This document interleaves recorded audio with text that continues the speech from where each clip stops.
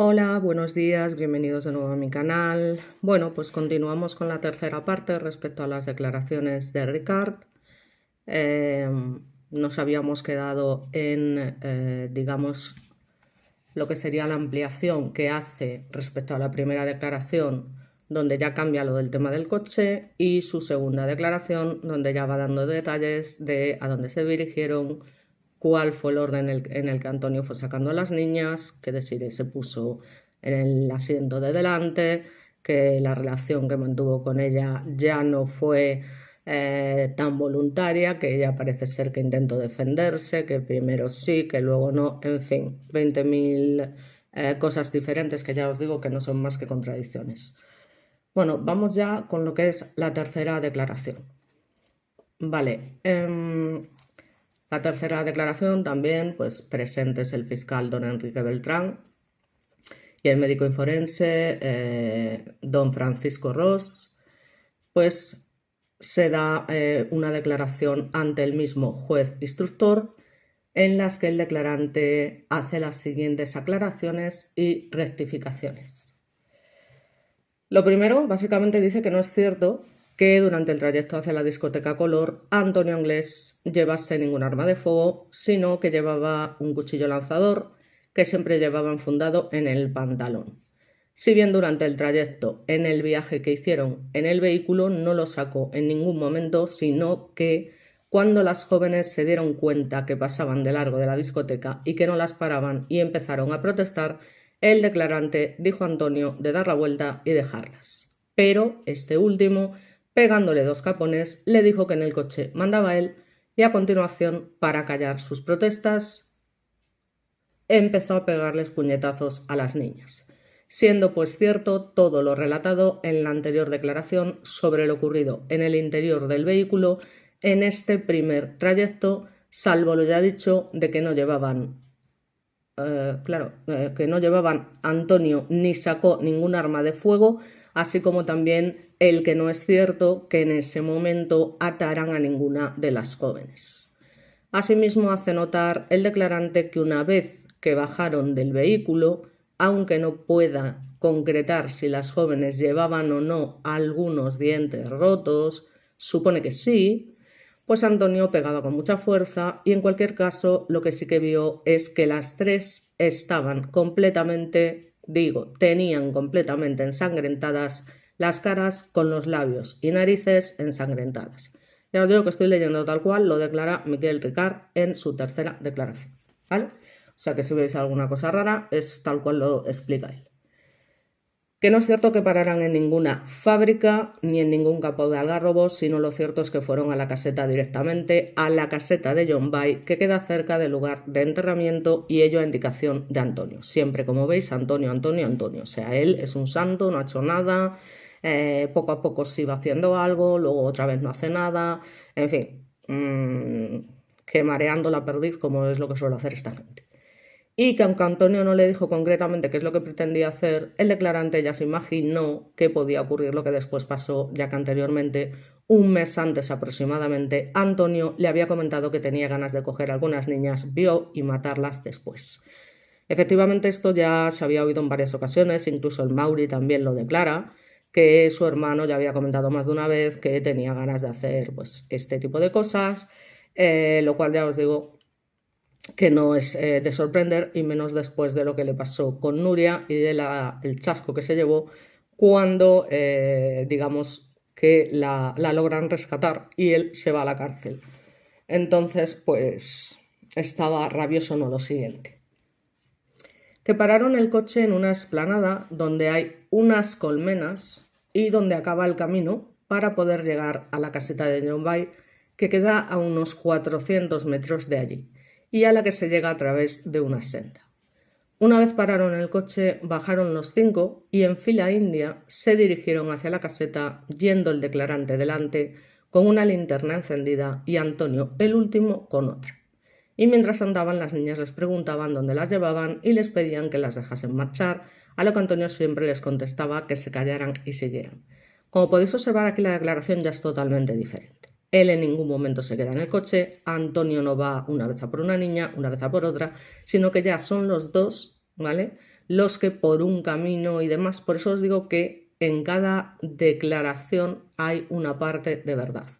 Otra cosa es que vaya modificando los lugares donde supuestamente se llevaron a cabo los hechos. Primero dice que en una fábrica, ahora dice que en una caseta de John Bay, pero está manifestando que van a través de una senda oscuras que llevan una linterna cada uno, que uno va delante, que uno va detrás, un poco, bueno, pues cuadrando más con lo que es el paisaje de la Romana que la propia caseta de John Bay. Pero bueno, como os comento, miles de cosas que dice que ya os digo que no tiene ninguna lógica, vamos. Una vez llegaron a la caseta, subieron directamente al piso alto y dejaron allí encendida una gran linterna, pero dando luz roja para evitar que alguien les pudiera ver desde el exterior. Una vez allí, el declarante le dijo a Antonio que estaba bien haber hecho lo que habían hecho, pero que no se le ocurriera llevar a la práctica la idea que tenía en la cabeza. En fin, a lo que Antonio le contestó que allí se hacía lo que él decía y que él se iba a quedar a gusto ese día, lo que significaba con ello que quería vio y matar a las jóvenes.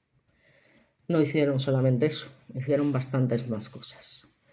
Al mismo tiempo, las tres jóvenes protestaban, decía, no creo que solo protestaran, y querían marcharse ante lo que Antonio, nuevamente iracundo, comenzó a golpear con una tranca a Miriam y Desiree, que se encontraban atadas a un poste, y les dio varios golpes fuertes a ellas, quedando una de las dos, Desiree, inconsciente, un momento mientras que Miriam le pedía a Antonio que no le pegase. Ya me diréis cómo es posible que Ricard sepa con tanta exactitud los golpes que tenían las niñas, ya os digo, en el tema de la autopsia, que se les había pegado con una tranca de madera, que Desiree había llegado a perder el conocimiento, es decir, todo eso, ya os digo, es que esta declaración es el día 29 o 30, es decir, 2 o 3 días después de que se encontraran los cuerpos, en los que todavía no había quedado absolutamente nada claro de la autopsia. Sin embargo, él ya, como os digo,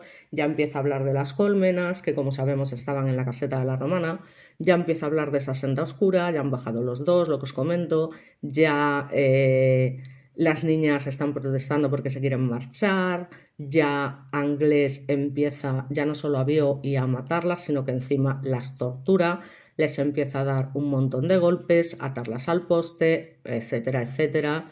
Y bueno, en fin, ya os digo que unos desgraciados, no lo siguiente. Y ya os digo que es que dicen, no, es que no hay evidencias porque no se encontraron tal, porque no se encontraron cual. Bueno, vamos a ver, es que la evidencia es la propia declaración de Ricard. Cuando cualquier otro asesino, ¿vale? Acude a una comisaría a confesar que ha cometido un delito, por ejemplo, el asesino de la Baraja, que no lo hubiesen cogido si no hubiese sido porque él mismo fue allí, ¿alguien pone en duda que sea culpable? Es decir, cuando una persona confiesa algo y punto y pelota, y se la cree sin ponerlo en duda. ¿Por qué cuando Ricard confiesa no se le cree? Pues porque, no, es que claro, como estaban en los programas un día sí y otro también, ya os digo, ciertos expertos diciendo ciertas barbaridades y demás, pues no nos creemos que una persona que va y confiesa, ya os digo, desde el minuto número 1, entrando en contradicciones, lo que ha hecho, no sé por qué lo ponemos en duda, cuando ya os digo que hay otros miles de culpables que van a confesar sus delitos y nadie se pone a decir, no, es que no había evidencia en el sitio. No, básicamente alguien confiesa, es culpable y punto, es que no necesitamos saber mucho más. Luego ya, evidentemente, en este caso en particular, se buscarán una serie de pruebas que obviamente hay muchas que no se miraron como se debían de mirar y hay otras que directamente no se miraron, como muy bien dice Félix Ríos, los famosos guantes que no eran de los colmeneros, sino que eran de Ricard y Anglés. Había dos pares, unos más grandes y otros más pequeños, y se encuentran luego en la caseta de Alborache y allí dentro efectivamente había pelos y restos y demás que no se analizaron y que dice que era más probable encontrar pruebas en esos guantes que en otras muchas pruebas que sí que se analizan. Por ejemplo, ¿vale? Ahí lo dejo. Y que además, ya os digo, había un par de guantes un poquito más grandes y otros de una talla más pequeña. Con lo cual, bueno, coinciden. Aparte que parece ser, y ya os digo, todo esto lo podéis ir a ver al canal de Félix Ríos, que ya os digo que para mí, bueno, pues es una eminencia porque sabe muchísimo, y parece ser que ya se ha llegado a la conclusión respecto al Opel Corsa, que como sabéis debido a la Dana ya ha desaparecido, con lo cual ya no se le pueden realizar más pruebas, pero bueno, no obstante había sido limpiado a conciencia. Sin embargo, sí parece ser que se han encontrado restos de sangre de Toñi en la parte trasera donde iba sentada, ¿vale? O sea, esto ya es una de las muchas pruebas que pidió Félix Ríos que se realizaran de nuevo y este ha sido el resultado, con lo cual solamente con esto ya tenemos una evidencia, digamos, que viene a confirmar de manera bastante detallada lo que cuenta Ricard, básicamente. Cuidado, ¿vale? Yo ahí lo dejo. Yo ya os digo, esto es lo que ha comentado Félix Ríos, que va poquito a poco pues comentando las novedades, porque lógicamente el estudio de estas pruebas lleva mogollón de tiempo, y más en España, que somos unos lentos y bastante ineptos, y entonces pues llevamos las cosas con mucha calma. Pero ya te digo, poquito a poco esas pruebas pues se van analizando y van saliendo cositas, ¿vale? Cositas que en su día no salieron, y yo ahí lo dejo. Luego ya cada uno que piense lo que quiera. Yo simplemente me limito a manifestar de lo que hay evidencia, o de lo que parece ser que hay evidencia, y las declaraciones de Ricard las estoy leyendo tal cual él las expresa. Con lo cual aquí, no te inventes, no me estoy inventando cosas, las tengo aquí. Estas son las declaraciones. No hay más que hablar. Bien, que luego cada uno se crea que lo hizo bajo presión, que no lo hizo bajo presión, que si no sé qué, que si no es guato, pues bueno, eso es problema de cada cual. Yo ya os digo, me limito a leer y a lo que yo veo, que lógicamente no tiene ni pies ni cabeza y que evidentemente está dando muchos detalles de cosas que no se sabían cómo habían sucedido. Punto y pelota. Ya a partir de ahí, ya os digo, yo soy bastante humilde, no tengo ningún problema, y si me equivoco en algún momento no voy a tener problema en reconocerlo, pero esto es lo que opino, básicamente. Así que, bueno, ¿cómo se os encontraba? Como se estaba contando, perdonad. Miriam le pedía a Antonio que no le pegase, y se aclara a este respecto que una vez que llegaron a la caseta y subieron al piso alto, lo que hizo Antonio fue atar a Miriam y a Desiree a un poste que hay en el centro de la habitácula con las manos a la espalda y atadas al referido poste con gasas que llevaban Antonio o con cuerda de ganado que había en la misma caseta, sin que pueda recordar exactamente con cuál de esos dos elementos se hicieron las ataduras. Bien, sabemos también con certeza que las ataduras que llevaban las niñas cuando salieron del coche son unas ataduras que solamente sabían hacer ciertas personas que habían sido miembros de la Legión, porque era una manera de, digamos, inmovilizar a los prisioneros, y que ya os digo, muy poca gente conocía, y qué casualidad que Ricard había estado en la Legión, ¿vale? Ahí lo dejo, vale. Pues eso, las ata a un poste en el centro de la habitácula con las manos a la espalda, atados, ya se digo, con las gasas, con las ataduras que había y demás, que no lo recuerda bien, porque ya te digo, un hecho tan importante y no te acuerdas bien. O sea, te acuerdas de lo que hiciste antes, de lo que hiciste después, pero de lo que hiciste en ese momento, que es algo tan grave, no te acuerdas con exactitud. Venga, cuéntame otra, ¿vale?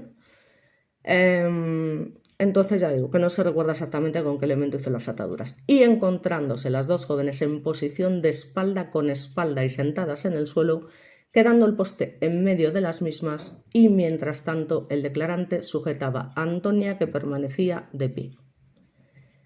A continuación, Antonio cogió a Antonia, la tiró a un colchón que había allí y la desnudó totalmente mientras ésta se oponía y se defendía, siendo en todo momento reducida por Antonio, lógicamente.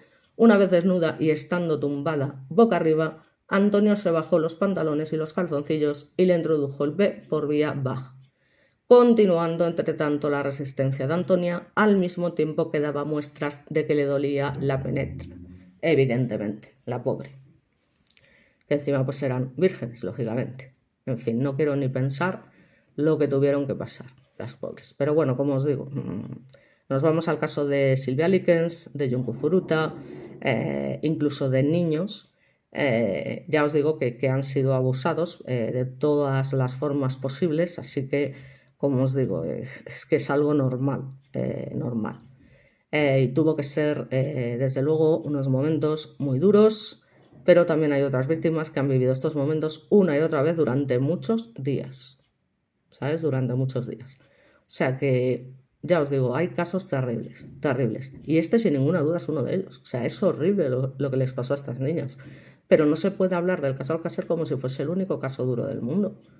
Porque es que, claro, a lo mejor, como el caso de Junko Furuta, que yo he colgado y que de hecho no pude explicar bien, porque había veces que es que tenía que parar, tenía que parar.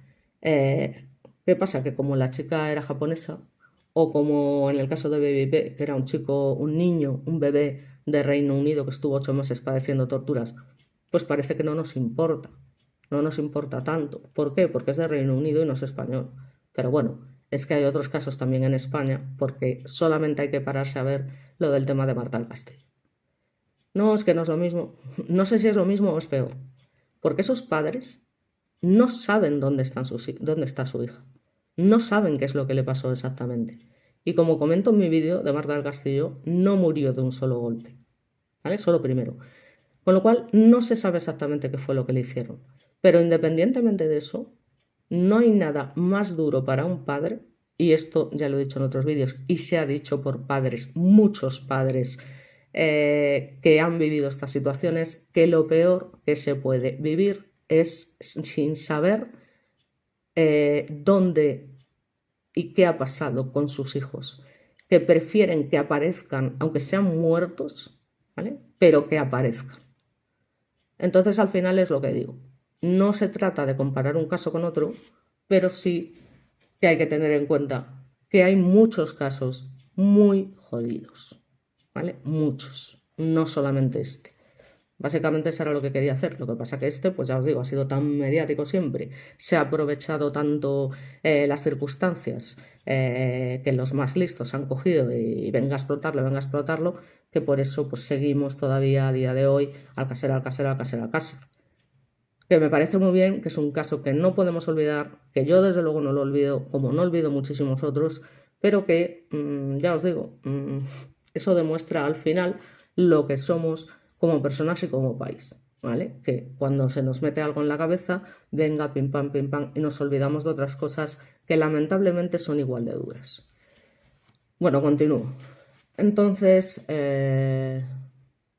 bueno, básicamente es cuando coge a Antonia, esta lógicamente manifiesta que le dolía, sin embargo, unos 10 minutos más tarde, sin que pueda precisar el declarante si hubo o no ella, Antonio dio la vuelta a Antonia dejándola boca abajo e introdujo su miembro por vía A, mostrando también a Antonia el dolor que aquello le representaba. De la marinera. El que haya practicado este tipo de prácticas y demás sabrá perfectamente que, digamos que, bueno, es una práctica que necesita de cierta preparación inicial, por decirlo de alguna manera, ¿no? Que no se puede hacer así a lo bruto a la venga, ¿no? Entonces, bueno, imaginaos el tema y demás. Luego, de hecho, aquí hay también una serie de contradicciones, porque parece ser que en la autopsia no queda claro, parece ser, cuidado, en la autopsia no queda claro que a Toñi se la vio de manera baja, porque parece ser que mantenía parte del himen, en fin, bueno, ya eso ya os digo, son cosas de las ciencias forenses y yo he visto algo, pero no sé lo suficiente como para atreverme a decir algo de esto. Luego hablaremos también de las autopsias, no hay ningún problema, porque los documentos están ahí, o sea que eso está claro. Entonces, bueno, pues básicamente a la pobre, pues ya os digo, la vio de todas las formas posibles, hasta que aproximadamente unos 5 minutos después, Antonia profirió unos gritos y alaridos desgarradores de dolor, apercibiéndose el declarante que Antonio, encontrándose junto a Antonia, estaba introduciendo en el ano de ésta un palo, cuyas características no puede precisar, suponiendo que debía durar unos 5 minutos la penetración del referido palo. ¡Qué barbaridad! Una vez hecho lo anterior, Antonio le dijo a Antonia que se vistiera ayudándola a hacerlo, ya que la misma se encontraba en unas condiciones muy malas, te diré. Y una vez vestida, la ató al poste, después de haber desatado previamente a Desiree, siendo en esta operación ayudado por el declarante.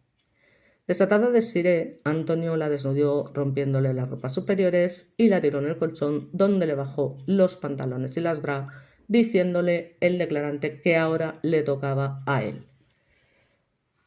Protestando el declarante que en esas condiciones a él no le apetecía hacerlo, respondiéndole a Antonio que estaba con él o lo enviaría a tomar por culo, dando a entender que lo mataría. Ya me dirás tú de enviar a tomar por tal, pero bueno. Al mismo tiempo, con un tronco de bastante grosor, lo golpeó 2 o 3 veces en la parte inferior de la espalda. No se lo cree ni él.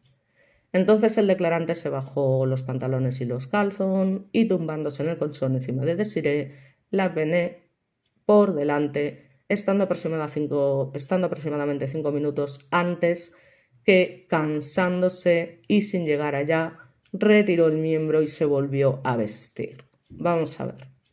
¿De verdad os creéis que alguien que no quiere hacer algo, que está sometido a una presión que pretende hacernos creer, Ricard, que estaba sometido con una persona que le está obligando a hacer algo que no quiere, que está súper acojonado por lo que le puede hacer Antonio y demás, ni siquiera se le levanta? O sea, te quiero decir, en esa situación de pánico es que no eres ni capaz si todo lo que Ricard cuentas fuese verdad. O sea, esto es así. Pero no, el tío pudo hacerlo y tal, y no solo eso, sino que además no tardó, ni 2 telediarios, con lo cual, en fin, yo ya os digo. Entonces, bueno, básicamente, pues,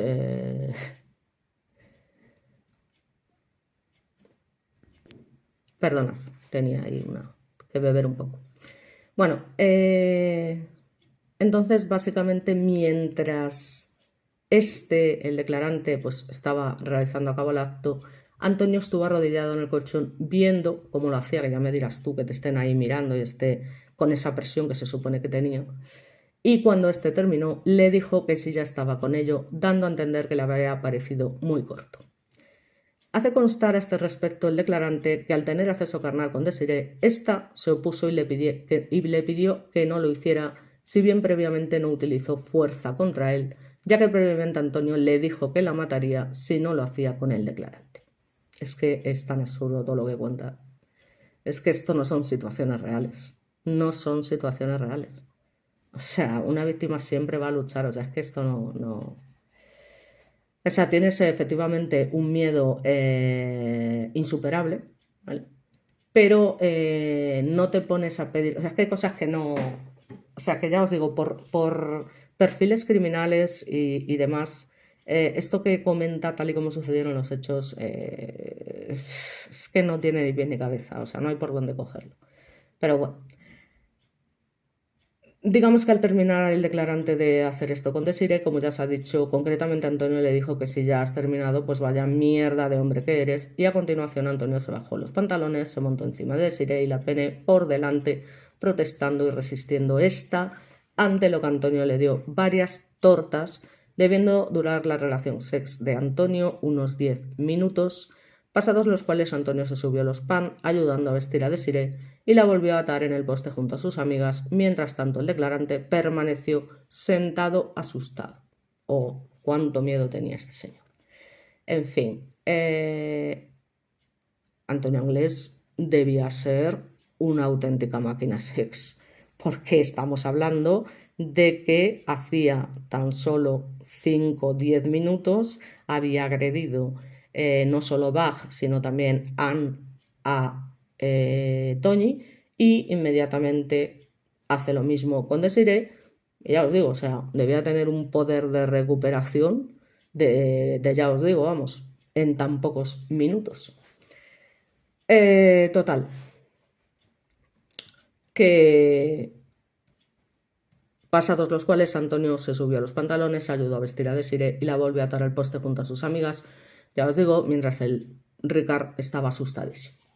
Estando atadas a las 3, el declarante y Antonio cogieron la linterna y se volvieron hacia el coche y subiendo al mismo se dirigieron a Catadau, a un bar cuyo nombre no recuerda, donde encargaron y compraron 2 bocadillos, una ensalada, una cerveza y una botella de agua y se volvieron con todo ello a la caseta, donde cenaron los 2 y ofrecieron agua a las jóvenes, de las cuales solo una no quiso beber.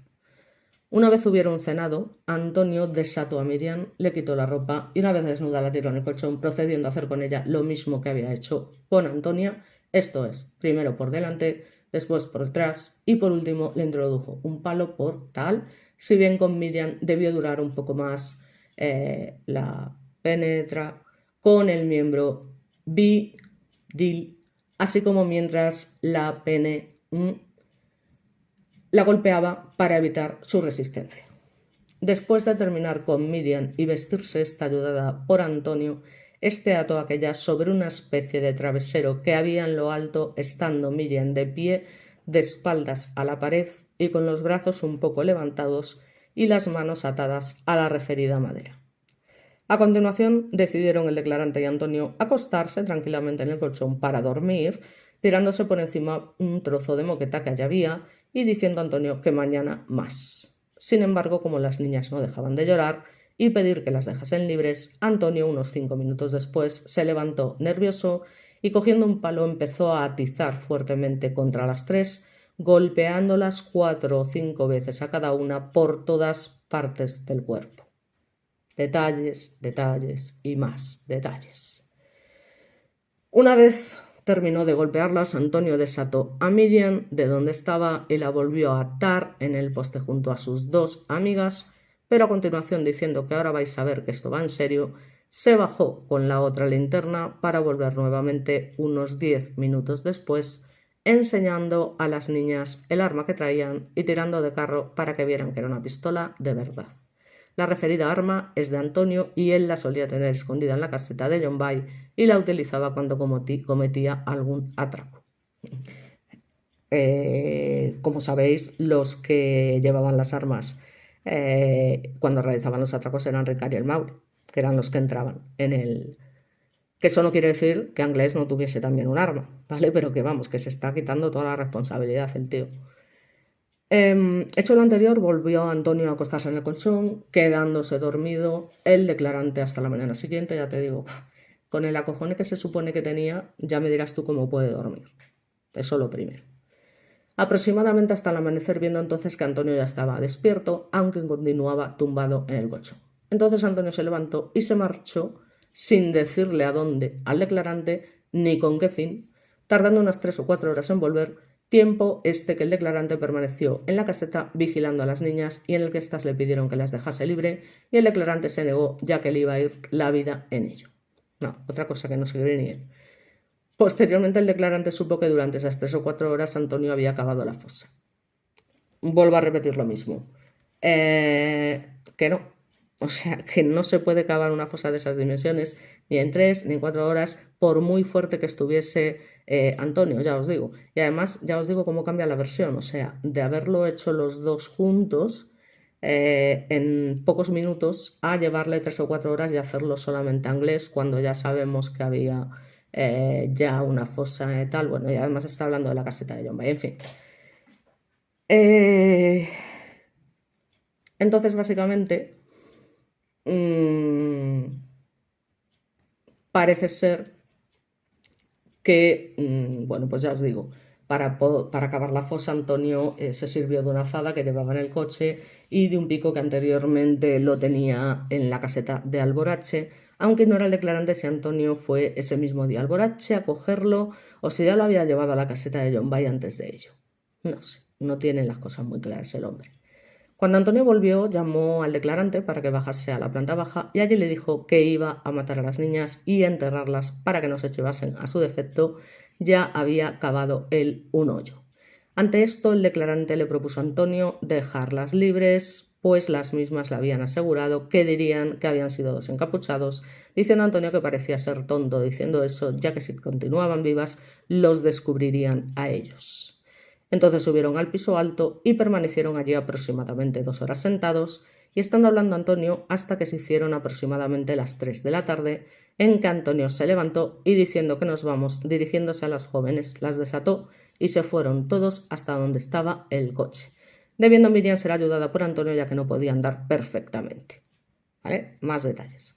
Rectifica el declarante en el sentido de que Antonia y Desiree andaban con dificultad, siendo ayudadas por el declarante, si bien la que peor andaba era Miriam, que era ayudada por Antonio. Una vez que llegaron cerca de donde se encontraba el coche, cerca de unas colmenas y un campo de olivos, allí Antonio le dijo que volviera al declarante, que subiera a la caseta y que trajera un trozo de moqueta que durante la noche habían utilizado para taparse. Rectifica el declarante que el propio declarante que fueron directos de la caseta a la fosa sin llegar a las colmenas, y allí es donde Antonio le dijo al declarante que fuera a por el trozo de moqueta. En fin, qué mareo. Una vez volvió al declarante con la moqueta, a donde estaba la fosa y los demás, las niñas, dándose cuenta de que dicho hoyo estaba destinado a su enterramiento, suplicaron a Antonio que las dejase ir, a lo que éste les respondió que lo sentía mucho, pero que debía quitarlas de en medio para que no se chivasen, ante lo cual las 3 jóvenes se pusieron a gritar histéricamente. Y entonces, que esto es lo que ya me pudre, pero de una manera increíble, o sea, ya hay que ser cruel, malo, salvaje, o sea, esto ya sí que de verdad es una cosa que me puede, o sea, es que se me ponen los pelos como escarpias, y es que ya hay que ser, o sea, si las vas a ejecutar, joder, es que manda narices, tela marinera, vamos, en fin. Ay, bueno. Entonces Antonio, utilizando una especie de honda de piedra que llevaban enrolladas en una camiseta, comenzó a golpear a las niñas, a las que se encontraban arrodilladas porque no podían estar de pie. Ay, Dios mío. Perdonad, pero es que estas cosas, es que no lo puedo entender, de verdad. No lo puedo entender. Y ya os digo, detalles y más detalles de cosas que luego efectivamente se encuentran, en fin. Si bien, como en una de las veces el propio Antonio resultó golpeado, lástima, Dios, no se diera un golpe y se quedara quieto en el sitio, macho.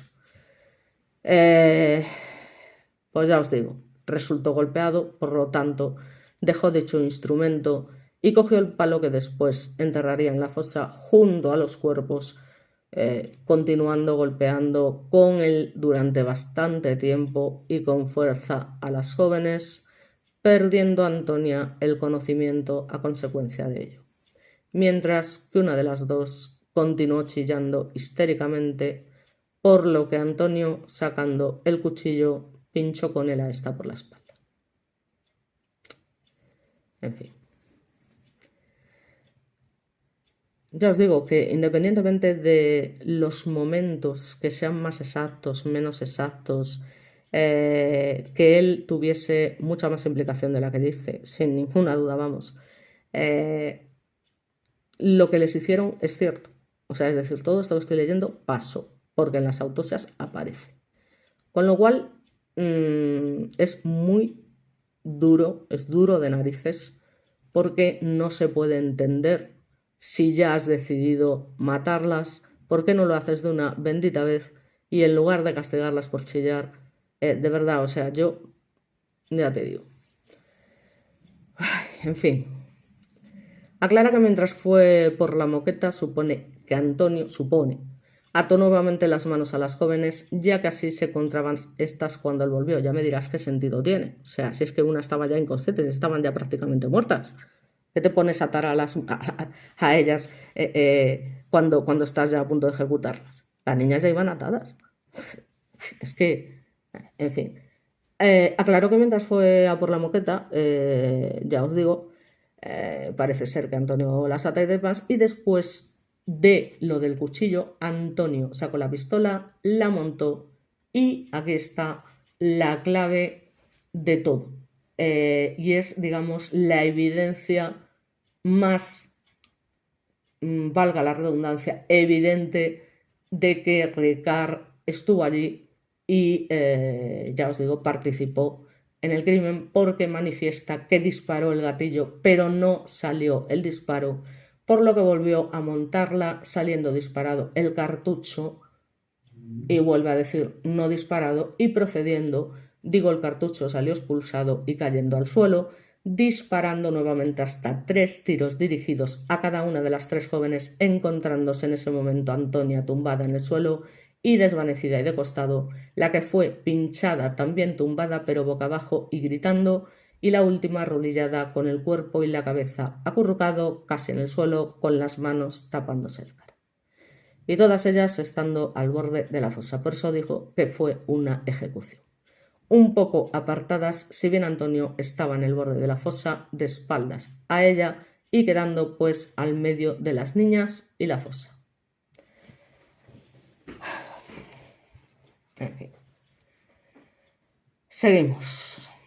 Después de muertas, Antonio colocó en el fondo del hoyo la moqueta, tiró un cuerpo tras otro en el interior y de modo que quedaban apilados para taparlos con el resto de la moqueta y a continuación tirar la tierra encima, para lo cual Antonio requirió al declarante a que le ayudara, lo que así hizo este con la azada mientras Antonio enterraba con la parte más ancha del pico. Una vez cubrieron de tierra la fosa, arrancaron matorrales y arbustos y los tiraron por encima y los plantaron para disimular la existencia de tierra movida, así como Antonio se puso a buscar los casquillos hasta que los encontró. Hubo uno que no encontró. Hecho lo anterior, se volvieron los dos a la caseta y Antonio subió a la planta alta a recoger lo que se le hubiera podido caer y todo lo suyo. Cogieron las linternas, se volvieron hacia el coche, recogiendo de camino el pico y la azada que se llevaron también al coche.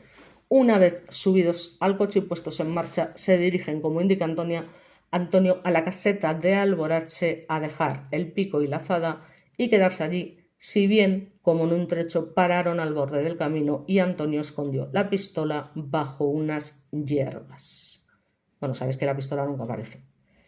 Una vez llegaron al Alborache, se quedaron allí, sin que sea cierto lo manifestado en la declaración anterior de que hubieran destruido las ropas en un vertedero de Buñol, ya que el declarante no se manchó sus ropas para nada, aunque cree que Antonio sí debió mancharse el pantalón vaquero que llevaba, ya que después no se lo ha vuelto a ver.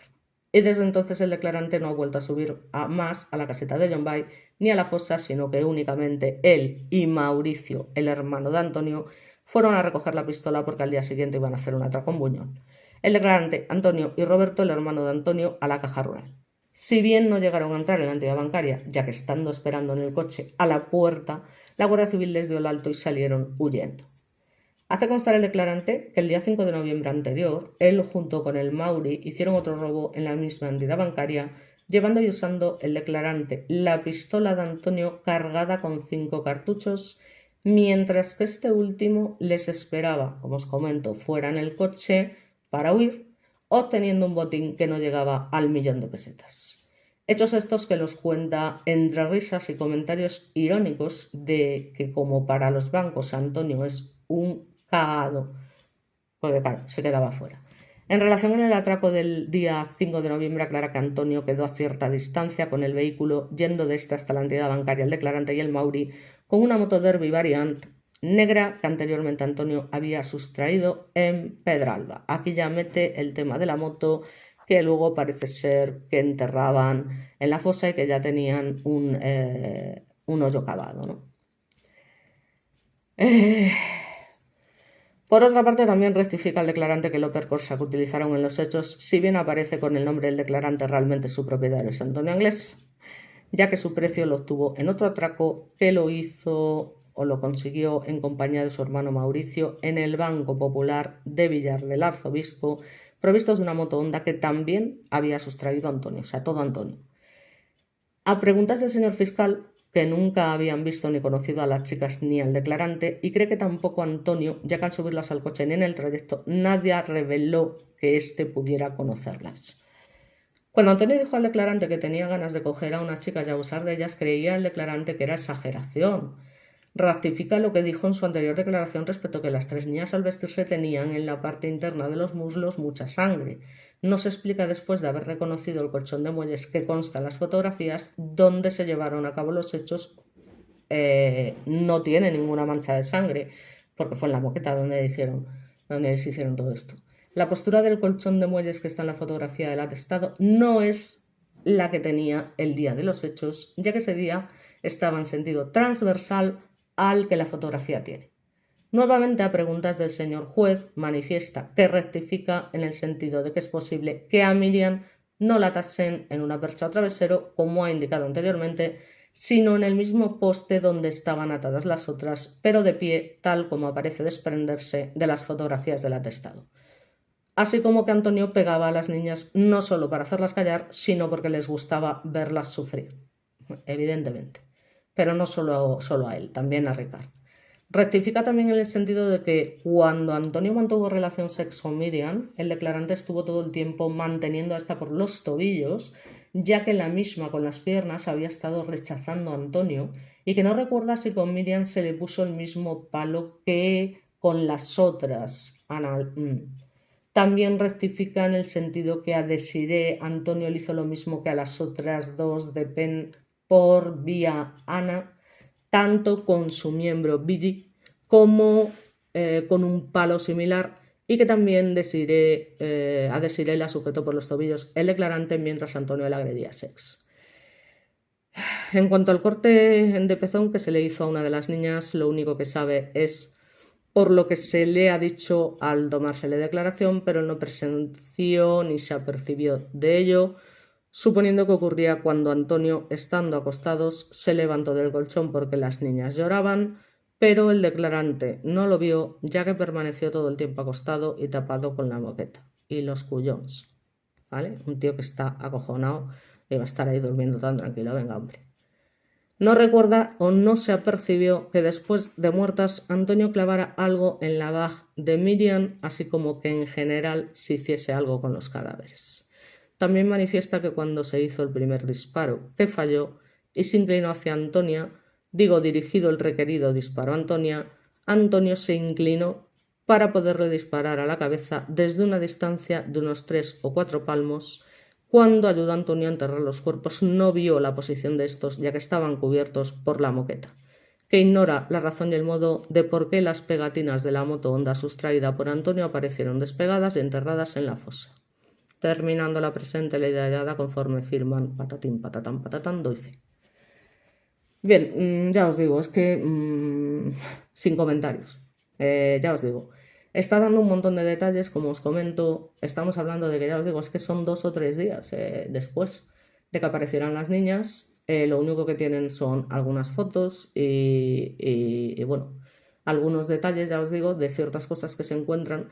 Pero os comento, además, si realmente hubiese habido la presión policial, lo hubiesen torturado como él manifiesta, ¿a qué viene que haga tantas declaraciones? Es decir, si a ti realmente la Guardia Civil te coge y te dice, mira tío, o cantas aquí lo que ha pasado, dice, o te pegamos un tiro, o te tal, como se hizo, no sé si conocéis el caso, que está basado en hechos reales, y que también hay una película muy buena, En el nombre del padre, donde efectivamente a esos chicos que no hicieron absolutamente nada, se los tortura hasta que confiesan que han cometido un atentado con el que no tenían nada que ver.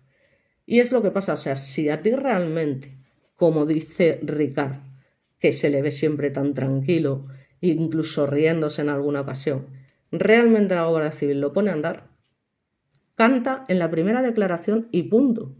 Es decir, no se anda, ahora digo esto, ahora digo lo otro, ahora digo lo de más allá. No, o sea, cantas desde el primer momento, punto y pelota. Sin embargo, se le permite que esté diciendo ahora esto, ahora lo otro, ahora lo de más allá y ahora lo de más aquí.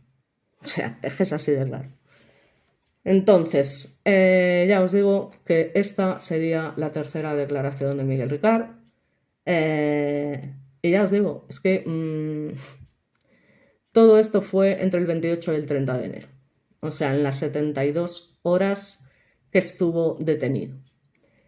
Y bueno, ya la cuarta, porque ya claro, aquí lógicamente él se queda detenido y en prisión provisional hasta que se celebre el juicio. Y aquí es donde todo cambia.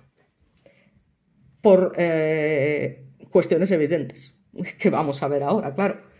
La cuarta declaración indagatoria se produce el 29 de marzo de 1993 y ya os digo también ante el juez, y en la que niega por primera vez su participación en los hechos. ¿Por qué?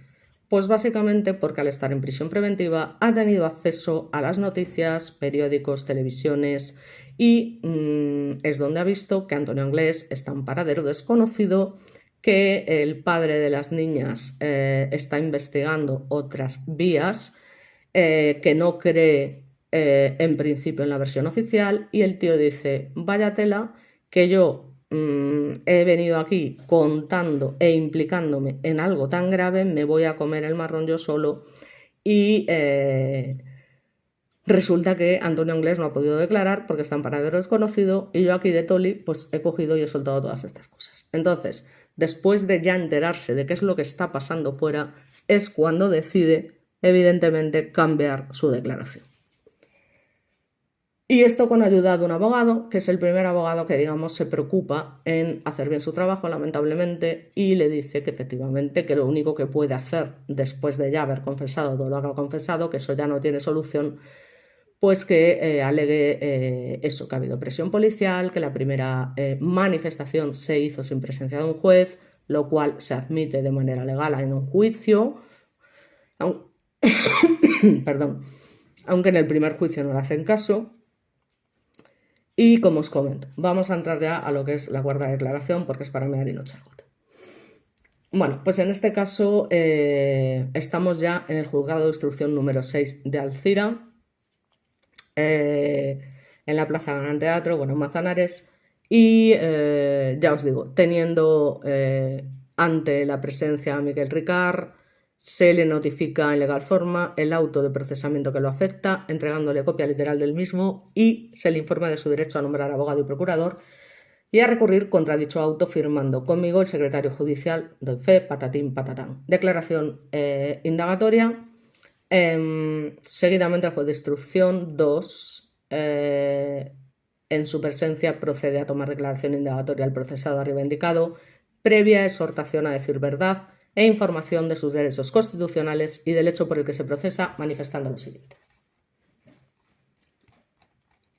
Pues bien, en los folios 1171 y 1172, básicamente dice que ha estado procesado por un delito de utilización ilegítima de vehículo de motor, de la que salió absuelto. Preguntado si conoce o presume el motivo por el cual ha sido procesado y se le recibe esta declaración indagatoria, dijo que supone que sea por el auto de procesamiento que se le ha notificado.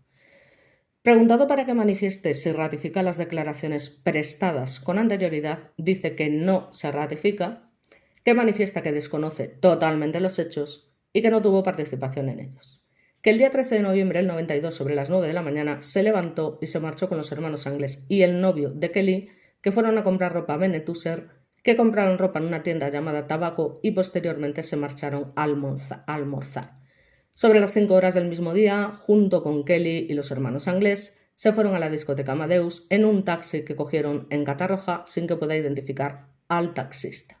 Sobre las 8:30 o 9 de la tarde salieron de la discoteca, salieron todos de la discoteca dirigiéndose a un bar que no puede identificar para llamar a María Dolores Cuadrado Badía, con la cual estuvo hablando, quedando con ella para cenar. Todo esto luego lo niega esta mujer, o sea, quiero decir que es que aquí ya se está inventando, y además, si os dais cuenta, está el tío, ya os digo, que no se acuerda muy bien de lo que pasó con las agresiones y tal, pero se acuerda perfectamente, cuando ya dice que no tiene nada que ver con el caso, de todo lo que hizo minuto a minuto antes de que se produjeran los famosos asesinatos. Que a las 9:30 se marcharon los 4 del restaurante chino que hay en Benetúser, que no puede identificar el nombre del restaurante ni en qué calle estaba, pero que es el único que existe en dicha localidad. Que después de la cena se quedaron María Dolores y él marchándose del restaurante al resto de sus amigos sin que sepa a dónde se dirigieron estos, que en el restaurante permanecieron 1 hora o 3/4, marchándose posteriormente a Valencia junto con María Dolores. Que se marcharon en un taxi, que cogieron en la carretera sin que pueda identificar el vehículo ni su conductor, que por dicho servicio el taxi les cobró algo más de 1.000 pesetas que pagó el declarante, que en Valencia estuvieron en un pub cerca de la Plaza de España sin que sepa su nombre, que sobre las 12:30 o 1 de la madrugada regresaron a Catarroja, donde se encuentra su domicilio, haciéndolo junto con María Dolores, si bien María Dolores tiene su domicilio en Benetúser. Y que iban a Catarroja a tomarse alguna consumición. que volvieron desde Valencia a Catarroja también en taxi. Resulta que ningún taxista declaró o pudo declarar que efectivamente esto fue así. Es que ni siquiera la María Dolores, o sea, quiere decir que es que esto se tira por la borda. Y luego además, yo os voy a comentar una cosa, vamos a ver. Si la Guardia Civil lo presiona antes, lo presiona también después y no le permite hacer esta declaración. Es decir, es que yo creo que cae por su propio peso. En el momento que saben que va a hacer la cuarta declaración, ¿por qué motivo no le iban también a presionar y torturar? Y que no se te ocurra cambiar de declaración porque te matamos, porque matamos a tu hija, porque no sé qué, que fue lo que él manifestó que le dijeron. O sea, es que no tiene ningún sentido. O sea, nos pongáis como musulmán y no tiene ninguna lógica. Si realmente la Guardia Civil te quiere hacer cantar, te hace cantar sí o sí. O sea, es así de claro. Y te hace cantar una sola vez y toda la verdad por tu propio bien. Ya os digo. Porque cuando quieren torturar, saben muy bien cómo hacerlo. Total. Bueno, que sobre la 1 llegaron a Catarroja, donde se encontraron con un amigo llamado Antón Partera Zafra. Toda esta gente luego no confirma todo esto que Ricard cuenta, es decir, que no manifiestan que eso no fue así, ¿vale? Con el que fueron a tomar unas consumiciones al bar que hay en la plaza que se llama dicho bar Tío Pepe, que no puede identificar al camarero que les sirvió las consumiciones, que a la media hora más o menos se fueron a Benetúser andando el declarante María Dolores y Antón, dejando en casa en esa localidad a María Dolores volviéndose a Catarroja junto con Antón. Parece, nos estamos haciendo un lío el tío, porque está ahí María Dolores, Antón, Antón, María Dolores, y parece esto que es un jaleo, pero vamos, es que todo lo que cuenta, ya os digo, es mentira. O sea, luego es confirmado por estas personas que eso no sucedió, o sea, no sucedió, quedándose en casa de Antón a dormir. Que la hora de llegada al domicilio de Antón sería algo más de las 2, que en el día de los hechos no tenía trabajo, que tenía dinero porque había efectuado un robo en el banco el día 10 de noviembre del 92. Ahora hablamos de lo del tema del dinero porque tela, que dicho banco está en Buñol, sin que recuerde el nombre de la entidad, que por estos sucesos no ha sido detenido, que robaron unas 900.000 pesetas y que en dicho robo le acompañaba Antonio Anglés y su hermano Mauricio, que el declarante portaba una pistola Star del 9 corto. Para una cosita voy a decir aquí. El Ricard, dentro de su sociopatía, capaz de hacer cualquier barbaridad, digamos que respecto a lo que a la vida se refiere, a las cosas cotidianas, era bastante cortito. Es decir, el dinero de sus atracos no se le ocurrió una mejor idea que esconderlo en un árbol que conocía bajo tierra, envuelto en unos plásticos, y bueno, pues allí lo dejó durante X tiempo hasta que en un momento dado lo necesitó para lo que fuese. ¿Qué pasa? Que cuando fue a desenterrar el dinero estaba literalmente podrido. ¿Por qué? Porque lo había enterrado en una zona húmeda, en una zona que absorbía las lluvias cuando tal, y lógicamente el dinero no había por dónde pillar. Con lo cual, el muy ceporro había perdido literalmente todo el dinero que había conseguido los atracos y se había quedado sin un duro, literalmente. Y no se le ocurrió otra feliz idea que ir a Anglés y decirle que sí le podía ayudar y darle una parte de de lo que él se había ganado, a lo que Antonio lógicamente lo mandó a freír espárragos, literalmente. Cosa que también hizo que Ricard, que había dos cosas que odiaba por encima de todo, odiase todavía más. Una era Anglés y otra la Guardia Civil. ¿Vale? Que quede claro. Eran las dos cosas que más odiaba. Entonces, ya os digo, es que era tonto en ese sentido. O sea, en ese sentido era tonto porque era, ya os digo, se le pasa a mucha gente. O sea, no le daba para más. Ya os digo, en las cosas cotidianas no le daba para más. Eso no quiere decir, como os comento, que fuera un mindundi, porque era un tío muy peligroso, como os digo, por eso precisamente, porque era impulsivo, tenía mucha sangre fría, no tenía empatía ninguna, había sufrido cuando era niño maltratos y tal, y este tipo de personas, ya os digo, por lo general, cuando son adultas, pues ya os digo, no tienen ningún tipo de piedad, les da exactamente igual causar sufrimiento a otras personas, porque ya os digo que no saben lo que es la empatía. Básicamente, ya os digo, dice que en el interior del banco no había gente, no había clientes, pero sí un empleado, que la pistola que utilizaron era propiedad de Antonio Anglés, que el declarante no tuvo intervención respecto a los hechos de Alcácer y de las 3 jóvenes que se le imputan, pero sospecha que si lo tuvieran los hermanos Anglés, ya que un día que no puede concretar de enero, Antonio Anglés le dijo que no podían subir al monte donde después se encontraron los cuerpos de las jóvenes. Él dijo en su día que no conocía esa zona, que no tenía ni idea, que le dice que se meta por un camino. O sea, os dais cuenta, ¿no? Quiero decir, vais atando cabos con las declaraciones. O sea, él dice que se meta por un camino, que no había visto en su vida, que no sé qué. Sin embargo, luego le dice que no podía subir al monte donde después se encontraron los cuerpos. O sea, como ya él sabía perfectamente dónde estaba esa zona, sabía perfectamente dónde estaba ese camino y no hacía falta que la Guardia Civil lo llevara allí. No, si me lleváis allí a lo mejor puedo recordar. No, lo recuerdas perfectamente porque conocías el sitio perfectamente. Entonces, que en una ocasión Antonio ya le había comentado que tenía intención de hacer algún avión y que también tenía intención de desenterrar a una muerta y hacer el amor con ella.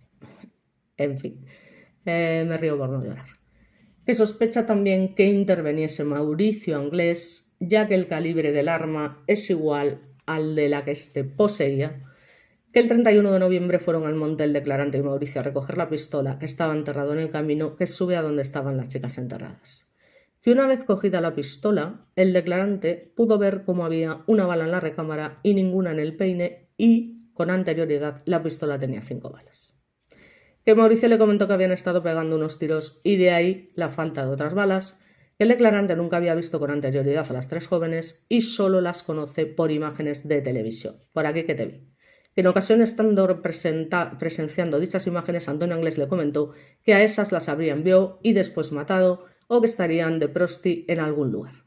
Que la noche que durmió en la casa de Antón fue el día 13 de noviembre, haciéndolo 4 o 5 días después también, estando presentes en dicha casa la familia Antón. Qué casualidad que él siempre dormía, porque su mujer no lo podía ver delante, en casa de los Anglés. Pero sin embargo, curiosamente estos días de noviembre, donde supuestamente había estado en la cárcel, duerme en casa de un tal Antón. Mentira.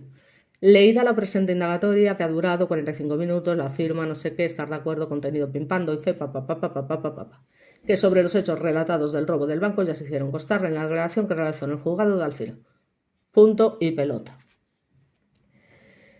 Bien, como podemos ver en esta declaración, y esto también es importante, él ya empieza a involucrar al Mauri.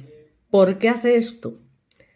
Pues porque cuando se ve en la tesitura que se ve que Antonio Anglés está en paradero desconocido, que se va a comer solo el marrón, que se va a comer no sé cuántos años de prisión, el tío decide, bueno, pues ya os digo, quitarse él toda la responsabilidad y dejar caer, por decirlo de alguna manera, que podría ser que el Mauri, bueno, pues hubiese estado implicado y demás, o que supiera algo del tema, ¿vale? Pero bueno, la cosa queda ahí por ahora, ¿vale? Por ahora.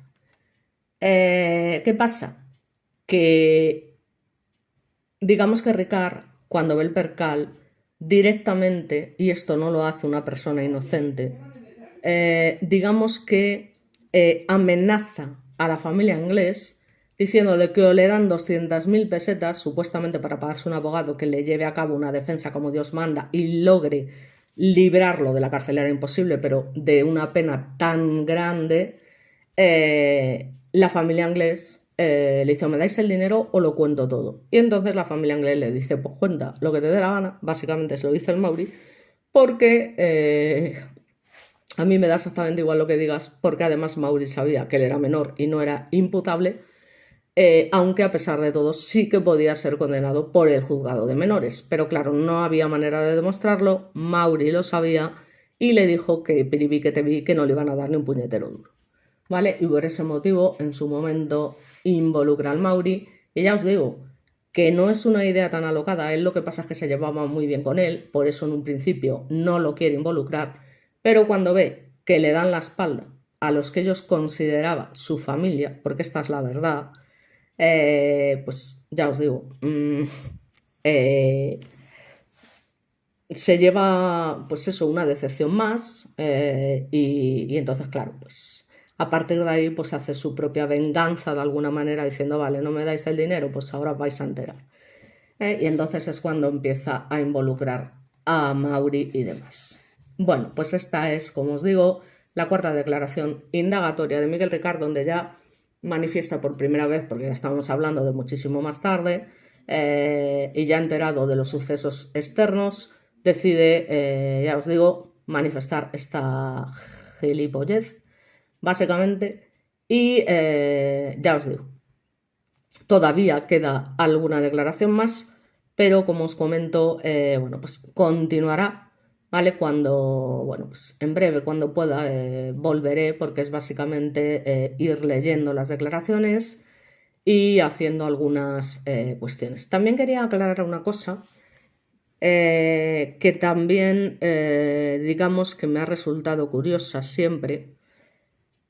Hay dos libros sobre el caso Macastre, uno de Félix Ríos, que ya os digo, un experto en criminología y ciencias forenses, y luego hay otro que escribe Manu Jiménez, que también, como os comento, bueno, pues parece que está bastante bien documentado, pero sin embargo hay muchas cosas que no coinciden entre las que cuenta Félix Ríos, que es criminólogo, y las que cuenta Manu Jiménez, que sí, que sabe mucho del caso, pero al fin y al cabo no es un profesional, y lo siento mucho por la tal que me ha dicho que si me estoy metiendo con Manu. Yo no me estoy metiendo con nadie, y menos con Manu, porque yo, ya digo, he intercambiado varias veces palabras con él, he hecho consultas con él, al igual que con Félix Ríos, quiero decir que no tengo ningún problema con él, pero estoy manifestando hechos, le guste o no. Yo en mi canal digo lo que me da la gana, ¿vale? Que le quede claro.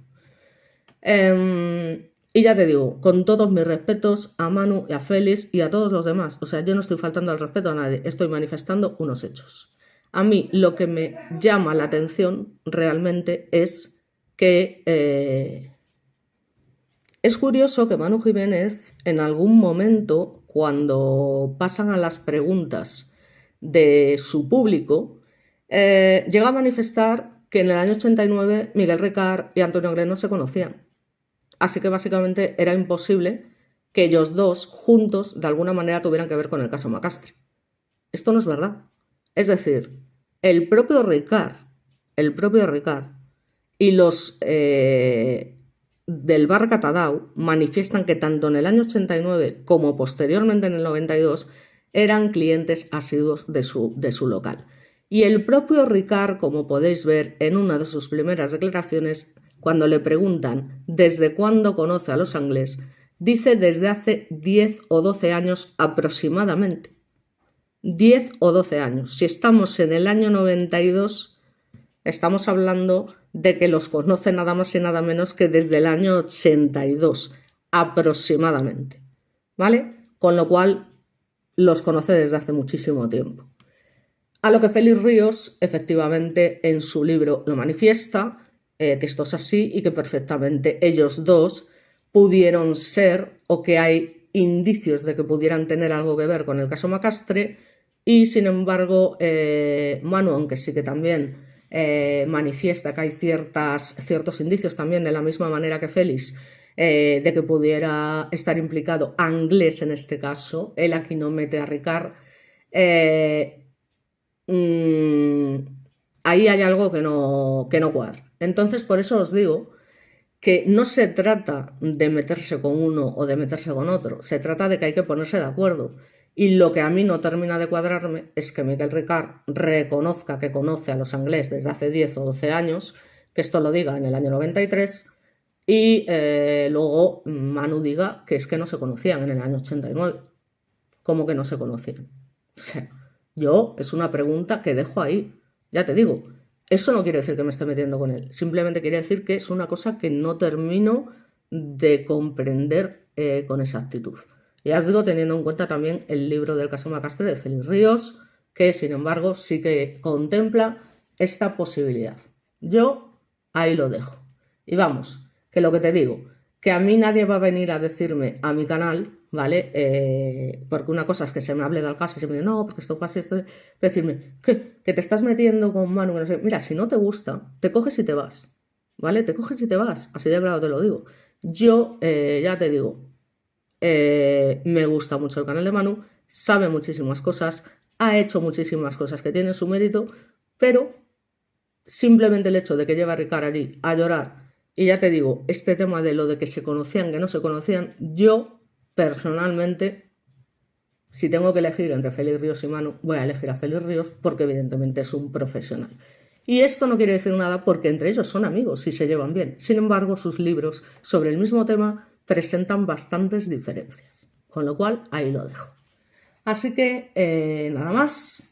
Ya os digo, aquí cada cual hace su trabajo como buenamente le parece y continuaré, ya os digo, con la quinta declaración a la mayor brevedad. Muchas gracias y nos vemos en el próximo vídeo.